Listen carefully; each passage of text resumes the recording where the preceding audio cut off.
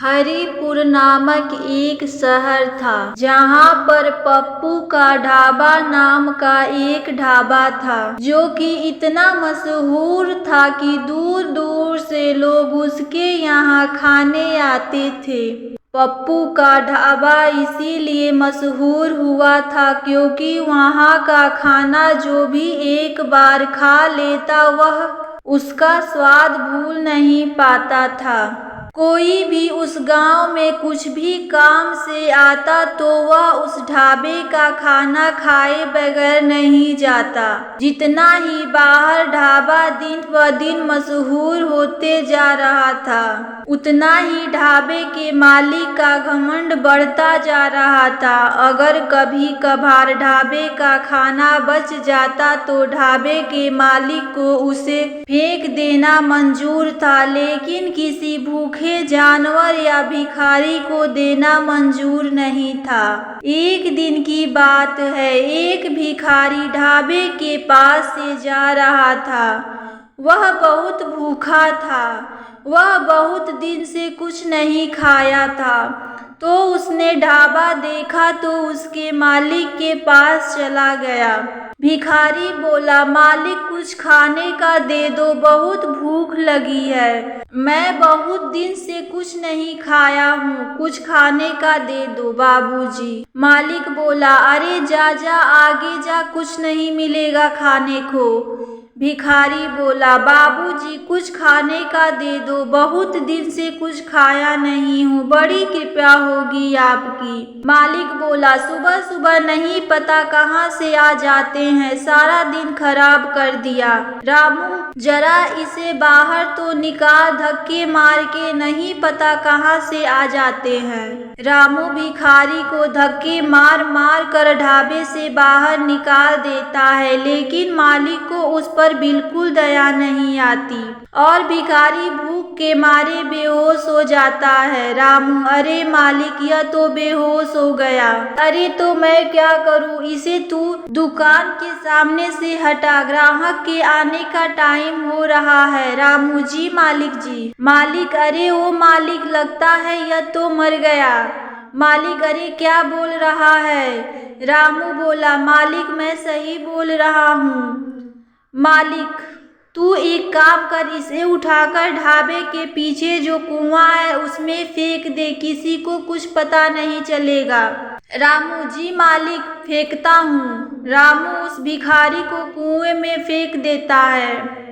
मालिक, रामू किसी ने कुछ देखा तो नहीं, किसी को कुछ पता तो नहीं चला? रामू, नहीं मालिक, कुछ पता नहीं चला किसी को। मालिक, आज का तो दिन ही खराब गया, आज ज्यादा ग्राहक भी नहीं है, कल तुम सब टाइम से आ जाना वरना तुम्हारा पगार काट दूंगा। रामू, जी मालिक। मालिक अपने सारे नौकरों को छुट्टी देकर वह भी अपने घर चला जाता है। मालिक को रास्ते में ऐसा लगता है कि कोई उसके पीछे पीछे चल रहा है। मालिक रुक जाता है और पीछे मुड़कर देखता है, लेकिन उसे कोई दिखाई नहीं देता। फिर वो वापस चलने लगता है। मालिक, अरे मेरा वहम होगा।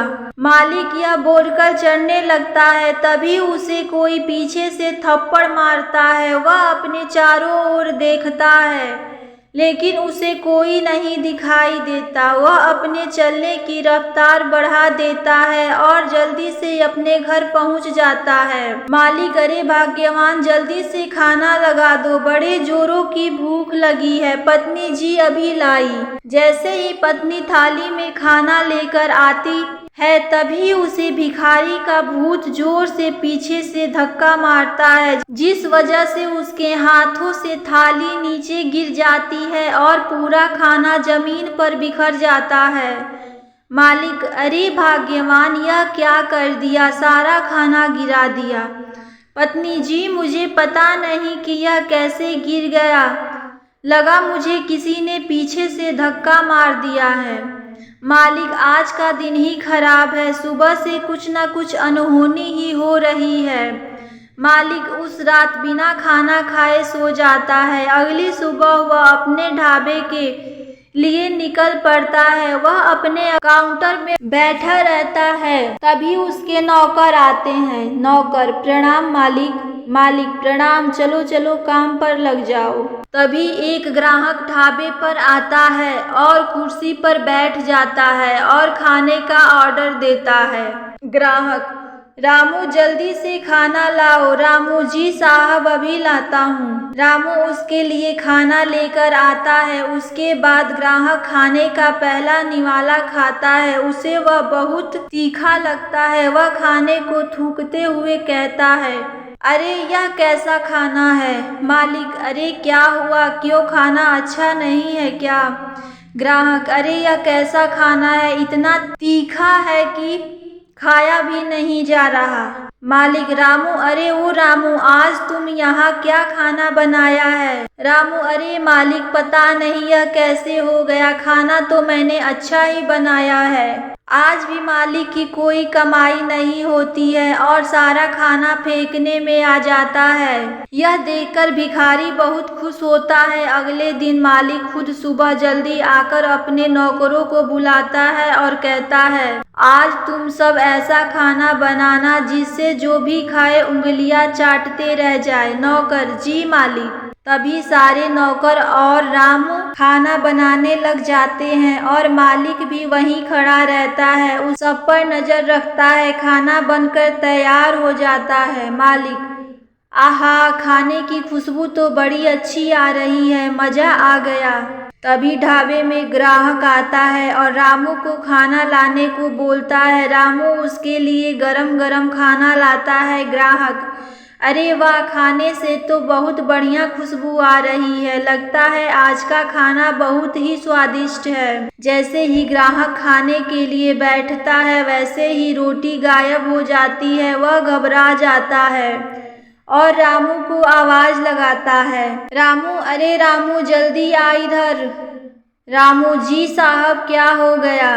ग्राहक, अरे मेरी रोटी कहाँ गई? रामू, अरे यह कैसे हो सकता है, आपको वहम हो रही होगी साहब, यह काम भिखारी के भूत का था, वही सब ग्राहकों को डरा रहा था। ग्राहक डर के मारे ढाबे से भाग रहे थे। यह देखकर भिखारी बहुत खुश हो रहा था।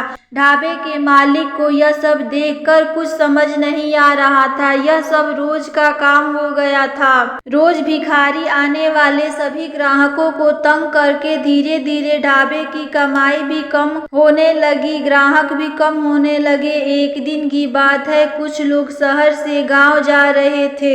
उन्हें रास्ते में पप्पू का ढाबा नजर आया। उन्होंने उस ढाबे का नाम बहुत सुना था, इसीलिए वह सब वहां खाने के लिए रुक जाते हैं। वो लोग खाने का ऑर्डर करते हैं। रामू उन लोगों के लिए खाना लेकर आता है। जैसे ही रामू टेबल पर खाना रखता है और दोनों ग्राहक खाना खाने के लिए बैठते हैं, वैसे ही उनकी शाही पनीर की सब्जी चिकन की सब्जी में बदल जाती है। वह दोनों यह देखकर डर जाते हैं। जैसे ही वह दोनों पीने के लिए पानी का गिलास उठाते हैं, वैसे ही भिखारी पानी के गिलास को उनसे छीन कर उन्हीं के सर पे पूरा पानी डाल देता है। वह दोनों बहुत ही डर जाते हैं और जोर जोर से चिल्लाने लगते हैं, ग्राहक, भूत भूत, अरे इस ढाबे में तो भूत है, भागो यहाँ से। देखते ही देखते ढाबे में दिन ब दिन ऐसी अलग अलग प्रकार की घटनाएं होने लगी। किसी की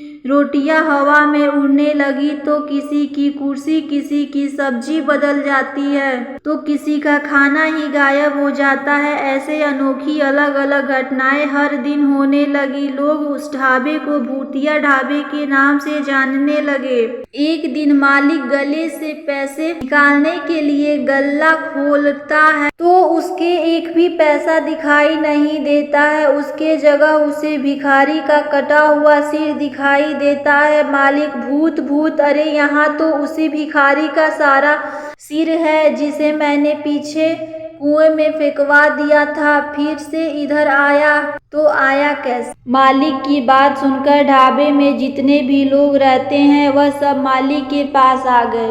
पहला आदमी, क्या हुआ भाई साहब, आप इतने डरे हुए कैसे हो? दूसरा आदमी, क्या हुआ भाई, इतना चिल्ला क्यों रहे हो? मालिक, यहाँ हमारे गले में भूत है, एक भिखारी का भूत है, उसकी कटी हुई खोपड़ी रखी हुई है और उधर से पैसे भी गायब है। पहला आदमी, अरे भाई साहब ऐसा कैसे हो सकता है? मालिक, अरे जाओ तुम खुद ही जाकर देख लो, तुम्हें भी दिखाई दे देगा खोपड़ी, वह एक भूत है, भूत। वह आदमी ढाबे के मालिक की बात सुनकर गला खोलता है, ना तो उधर कोई खोपड़ी होती है और ऊपर से उसके सारे पैसे भी वहीं रखे रहते हैं। दूसरा आदमी, अरे भाई साहब लगता है आपकी तबीयत ठीक नहीं है, आपने जरूर कोई नींद में सपना देख लिया होगा, वहाँ तो आपके सारे पैसे रखे हुए हैं, आपको आराम करने की आवश्यकता है, जाइए छुट्टी ले लीजिए। मालिक, अरे नहीं भैया, मैं झूठ नहीं बोल रहा हूँ, मैंने कोई सपना नहीं देखा, मैंने यहाँ सच में एक खोपड़ी देखी है। मालिक अपनी बात सभी को मनवाने की कोशिश करता है, लेकिन कोई उसकी बात को विश्वास नहीं करता और सब वहाँ से चले जाते हैं। तभी रामू वहाँ पर आता है। मालिक, मुझे लग रहा है कि यह सब भिखारी की आत्मा करवा रही है।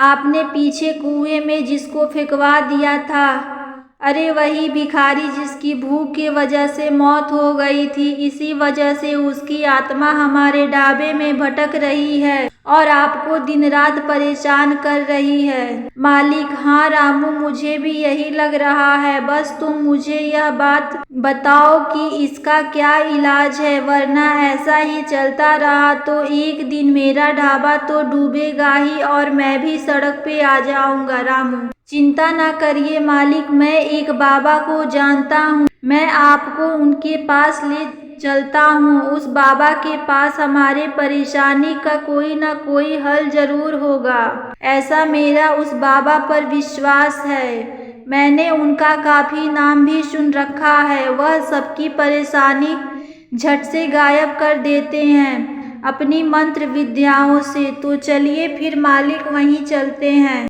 रामू उसका मालिक अगले ही दिन सुबह उस बाबा के पास जाते हैं और जाकर अपनी सारी परेशानियां बताते हैं। बाबा, मूर्ख, यह तुमने क्या किया? एक भूखे भिखारी की तुमने जान ले ली, उसकी आत्मा भूख की वजह से ही तुम्हारे ढाबे में भटक रही है और तुम्हें परेशान कर रही है। मालिक, बाबा जी हमारी रक्षा करो, हमसे बहुत बड़ी भूल हो गई, आइंदा से ऐसा गलती नहीं करेंगे, हमें माफ कर दो, माफ कर दो बाबा जी, हमें माफ कर दो। भिखारी का भूत, अगर मुझे किसी ने परेशान किया तो मैं उसे मार डालूंगा। हाँ हाँ मालिक, मुझे माफ कर दो, मुझे माफ कर दो, मुझसे बहुत बड़ी गलती हो गई। रोते हुए मालिक ने कहा, मैं आगे से किसी भी भिखारी को भूखा नहीं जाने दूंगा, मुझे माफ कर दो। बाबा अपने लोटे से पवित्र जल निकालते हैं और उस भिखारी के आत्मा को मुक्त कर देते हैं और उस मालिक को हमेशा गरीबों को खाना खिलाने को कहते हैं। अगर आपको ये कहानी पसंद आए तो वीडियो को लाइक और चैनल को सब्सक्राइब जरूर करें।